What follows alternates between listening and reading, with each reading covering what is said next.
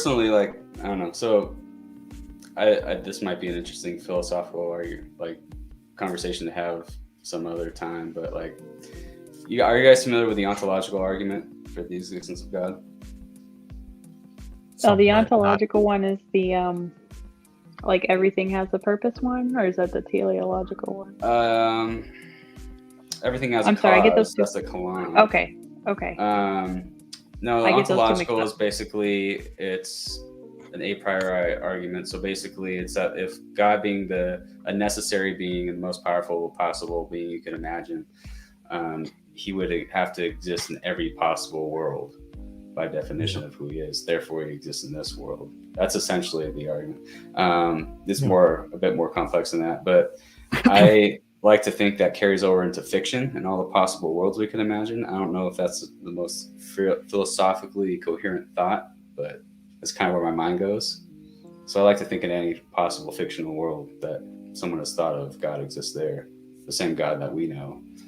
I think at some point it has to, because anything created, anything divine, or anything that is imaginative, I should say, would be divine in some measure. And that's why, for some people, you have the if you look at DC Comics as a rough example, they created the source wall, and beyond the source wall there is the source, and you have they've created God many times over in that style, that format. And then you have Marvel, they have their own version of God as well. Granted, theirs sucks, and they keep reinventing him to appease certain religions because they get insulted or they get derailed from their jobs, and it's like, it's like, yeah, exactly. You go high enough, and you get to the Judeo-Christian God, essentially. Yeah, and what I don't like is whenever they mock him, and I feel like, beware. Yeah, do not do that. He will not be mocked. It's just pathetic, really. If you're gonna mock someone, if anything, mock the ones that they themselves have confessed it's not real. It's a physical thing they created in their own head. Like, it's not real.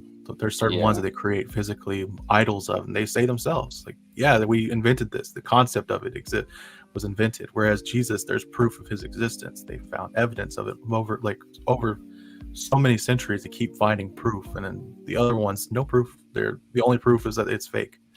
So it's like, if you're gonna mock anything, mock those. Right. Mock the fake. Those are the fake ones. Well, anyway, my comic book. So yeah, I believe the Judeo-Christian God would inevitably have to exist in every possible fictional world.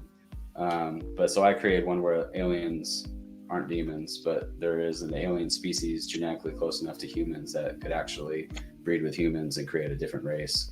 But because of the concept of, humans are the image of God, their offspring would continue to be the image of God, and the church would spread through them.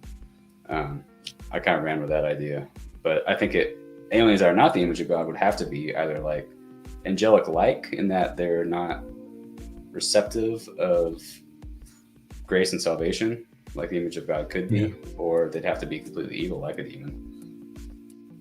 I don't know. Just my thoughts. Yeah. Feel free to. That sounds great. I mean,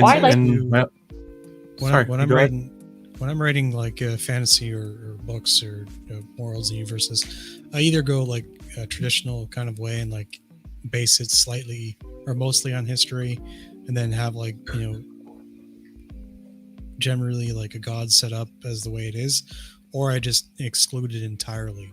The reason I do that is because, like, just make it a different universe, right? Like, to have a different concept, maybe or like a pantheon of like Greek gods or whatever, because it's myth. You're writing myth, right? You're not writing a one-to-one thing, right? Like, it's not that. No, I agree with you. It's not always like the purpose of the writing, but hypothetically, in that world, if you were to take conceptually like far enough, there would have to be an ultimate greatest possible being.